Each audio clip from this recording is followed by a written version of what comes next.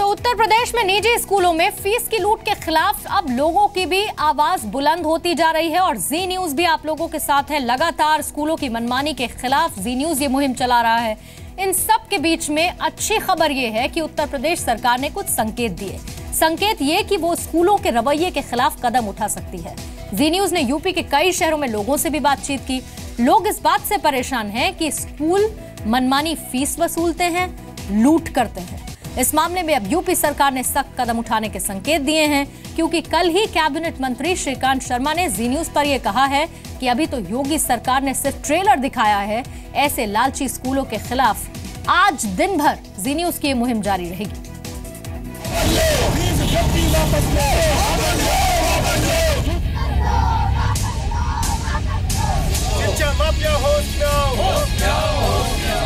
उत्तर प्रदेश के प्राइवेट स्कूलों में फीस के नाम पर लूट के खिलाफ क्या योगी आदित्यनाथ सरकार मां बाप की सुनेगी? प्रदेश गवर्नमेंट माननीय मुख्यमंत्री योगी जी से कि ये मनमाना जो कॉन्वेंट स्कूल फीस बढ़ा रहे हैं, इसमें लगाम लगना चाहिए। जब फीस देखते हैं तो 25 से 30% बढ़ी हुई है। मैनेजमेंट से हमने विरोध किया, मैनेजमेंट को अपनी मांग रखी कि आप फीस को मत बढ़ाएं, तो मैनेजमेंट ने हमें जवाब दिया नई बिल्डिंग खरीदी है, नई जमीन खरीदी है, हमें रिसोर्सेज चाहिए। स्कूल के नाम पर पूरी दुकान चलाई जा रही है। पहले हम लोग की फीस 2200 थी, अब 3200 हो गया है। हम लोग इसलिए इकट्ठा हुए क्योंकि हम लोग को इतनी फीस हम लोग एफर्ट नहीं कर सकते। हम लोग के पेरेंट्स कैसे पढ़ा रहे हम लोग जानते हैं। कोई एक दो स्कूलों या जिले में ही नहीं, बल्कि पूरा यूपी मनमानी फीस वसूले जाने से परेशान है। शुक्रवार को 100 से ज्यादा अभिभावकों ने गाजियाबाद के वैशाली इलाके के सन वैली स्कूल में school fees, annual charges, stationery और यूनिफॉर्म में बेतहाशा बढ़ोतरी के खिलाफ प्रदर्शन किया। अभिभावकों ने यूपी के मुख्यमंत्री योगी आदित्यनाथ से ट्विटर के जरिए बढ़ी हुई फीस और अन्य चार्जेस स्कूल प्रशासन से तत्काल वापस कराने की अपील की। आखिर ये नौबत आई क्यों?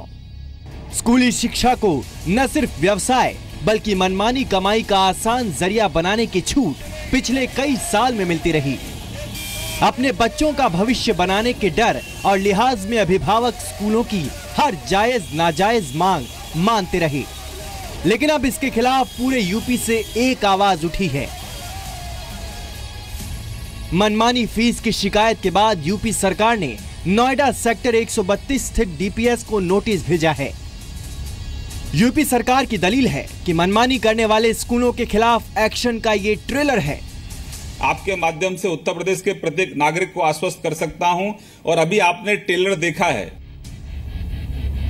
यूपी सरकार ने फीस की लूट मचाने वाले प्राइवेट स्कूलों पर नकेल कसने के लिए ड्राफ्ट भी तैयार किया है और जनता के सुझाव के लिए इसे सेकेंडरी एजुकेशन की वेबसाइट पर भी अपलोड किया है। आप हर साल 25% फीस बढ़ा देंगे। हर साल आप एक साल एडमिशन होगा, अगले साल फिर आपको एडमिशन कराना पड़ेगा, उसकी अलग से फीस देनी पड़ेगी। ये थोड़ा सी चीज अच्छी नहीं है और मैंने निवेदन किया है, क्योंकि मेरा काम पहले निवेदन करना है। और मैंने निजी क्षेत्र के स्कूलों से कहा है कि उत्तर प्रदेश बदल गया है। ये गलत हो रहा है, जो गलत हो रहा है उसको सही करेंगे। मगर जब सही करेंगे तो उसके लिए कोई जो कहते हैं नी जर्क रिएक्शन नहीं होना चाहिए। उसकी एक पॉलिसी डिसीजन होता है, पॉलिसी के साथ कानूनी पहलू भी होते हैं। उन सबको देखते हुए हम उसको लागू करेंगे और जल्द करेंगे। यूपी में शिक्षा विभाग की एक कमेटी भी प्राइवेट स्कूलों से जुड़े ड्राफ्ट का अध्ययन करेगी। कमेटी पंजाब और गुजरात में इसी तरह के नियमों को ध्यान में रखकर अपने सुझाव देगी। दिल्ली में ब्रह्म प्रकाश दुबे के साथ अमित प्रकाश, जी मीडिया, लखनऊ। फीस के जरिए मालामाल बनने के लिए जो निजी स्कूल हैं, वो अभिभावकों की मजबूरी का फायदा उठाते हैं। बच्चों का अच्छा भविष्य बनाने की गारंटी के नाम पर फीस वसूलते हैं, और ऐसे में अगर सरकारी स्कूलों में क्वालिटी एजुकेशन मिले तो ये मजबूरी अपने आप खत्म होगी।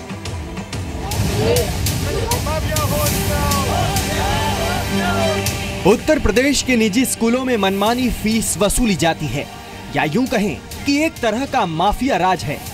लेकिन ऐसा है क्यों? इसका सीधा सा जवाब है कि अभिभावकों के पास बच्चों के लिए क्वालिटी एजुकेशन के विकल्प सीमित हैं और सरकारी स्कूल तो सिर्फ भगवान भरोसे हैं। इसीलिए अब जब यूपी के अभिभावकों ने निजी स्कूलों में फीस की लूट के खिलाफ आवाज उठाई है, तो यूपी सरकार भी शिक्षा के फ्रंट पर एक्शन में है। सरकारी स्कूलों में पहली क्लास से अंग्रेजी की पढ़ाई को शुरू कराने पर विचार हो रहा है। फिलहाल सरकारी स्कूलों में अंग्रेजी छठी क्लास से पढ़ाई जाती है। स्कूली शिक्षा के साथ साथ हायर एजुकेशन के स्तर को बेहतर करने के लिए विश्वविद्यालयों में समान पाठ्यक्रम लागू करने की दिशा में भी काम शुरू हो गया है। पाठ्यक्रम को आप इस प्रकार का बनाए कि यहाँ का जो बच्चा है, यहाँ का जो बालक है, यहाँ की जो बालिका है, वह राष्ट्रीय स्तर की किसी प्रतिस्पर्धा में अपने को सक्षम पाए।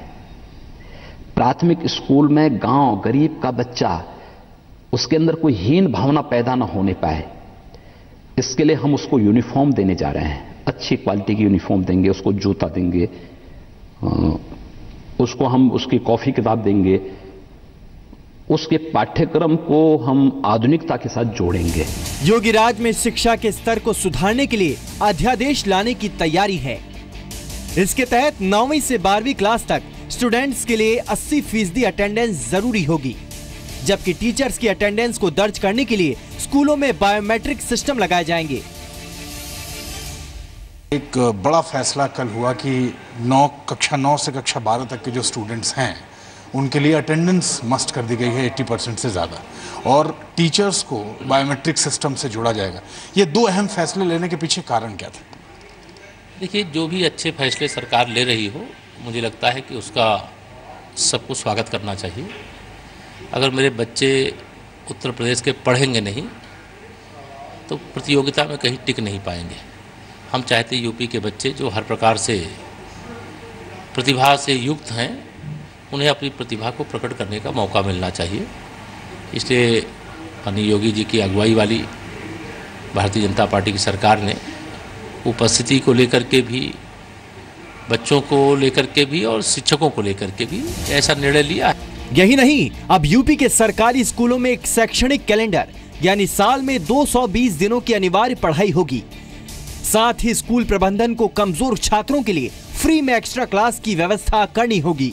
शैक्षिक कैलेंडर बने, साल में 220 दिन तक का अनिवार्य पढ़ाई हो, और इसमें भी मैंने कहा कि 200 दिन पढ़ाई और 20 दिन उनको क्या नहीं आया बच्चों को ये पढ़ाया जाए।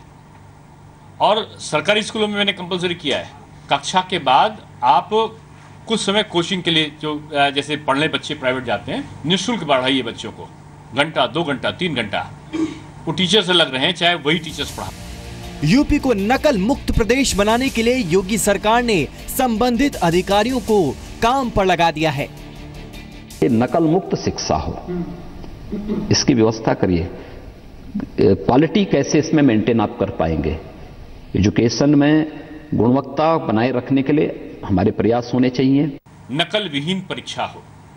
नकल विहीन के लिए, अगर ये आज लोग बोलते हैं नकल कर रहे हैं, मुझे दुख होता है। 60 लाख लोगों में से जब सख्ती करी गई तो 5,76,000 बच्चे अनुपस्थित हुए। ये बच्चों को दोष नहीं है, दोष वहां का है जहां पे पढ़ाई नहीं हुई। अगर पढ़ाई होती तो बच्चे काहे को ऐसा जाते। यूपी सरकार दावा कर रही है कि शिक्षा के क्षेत्र में बदलाव के रोड मैप पर काम तेजी से हो रहा है। इसी के तहत स्कूलों में योग की पढ़ाई जरूरी की गई है। योग को शारीरिक शिक्षा के सिलेबस में शामिल किया जा रहा है। ब्यूरो रिपोर्ट, जी मीडिया।